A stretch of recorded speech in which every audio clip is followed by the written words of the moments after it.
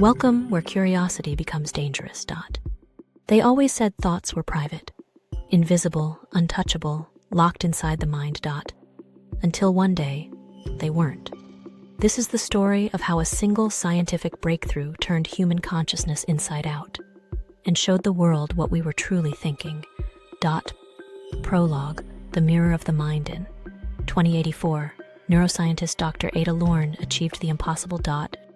She created the Cognoscope, a neural interface capable of translating electrical brain patterns into visual images. At first, it was simple.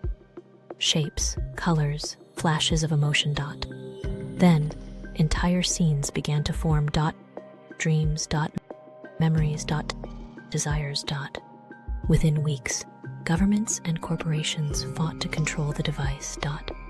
Because whoever could see thoughts could rule truth itself. Part 1. The World Without Lies. The first public demonstration took place in Geneva. Dr. Lorne connected herself to the Cognoscope, projecting her thoughts live onto a massive holographic display. The audience gasped as her private world unfolded. Her childhood, her fears, her unspoken love for someone in the crowd. For the first time in history, the human mind was transparent. And humanity thought it had entered a new golden age of honesty. Politicians were forced to think publicly. Criminals could no longer lie. Trials were replaced by thought-readings. It was the end of deception and the beginning of something far worse. Part 2. The collapse of privacy. At first, everyone volunteered to be seen. Social media turned into streams of consciousness. Literal thought broadcasts. People shared what they imagined, what they feared, what they secretly desired. But soon, the world realized a terrifying truth. Most thoughts aren't meant to be shared. Friendships collapsed. Families fractured. Relationships ended overnight. A single stray thought, a fleeting jealousy, a forgotten resentment could destroy a life. Cities filled with people wearing metallic mind shields, desperate to hide what was left of themselves.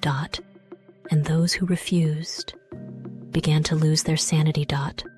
Part 3. The Overmind. By 2087, a new phenomenon emerged. When multiple people used the Cognoscope simultaneously, their thoughts began to merge, overlapping into a single massive consciousness. They called it the Overmind. At first, it was beautiful, a shared dream where every participant felt infinite connection. But then, individuality started to fade.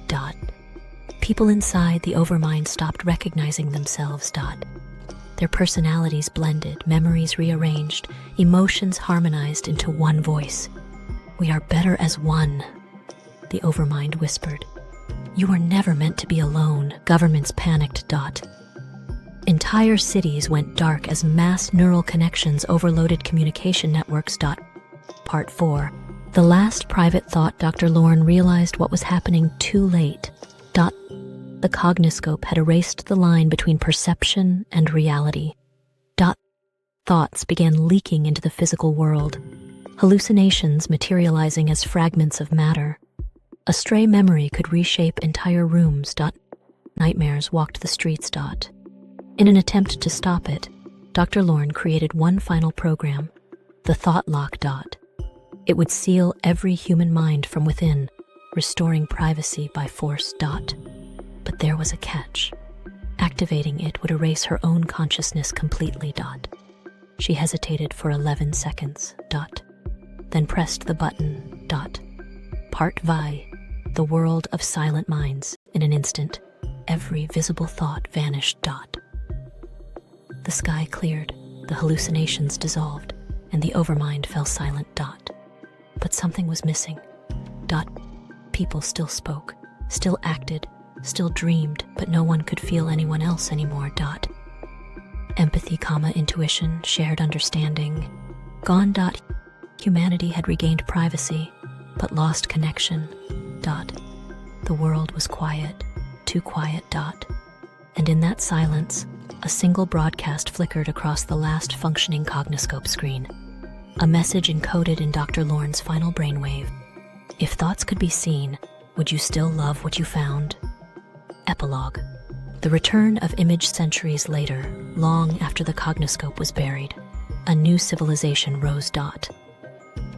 They unearthed fragments of ancient data, ghostly holograms of human thought. But when they replayed the recordings, they didn't see memories or emotions. They saw faces. Billions of them staring back, aware. Somewhere, comma. Somehow, human thought had never truly ended. It had just learned to live without us. Like, comma, share, and subscribe. But remember, we're watching your thoughts. Because here, curiosity sees everything.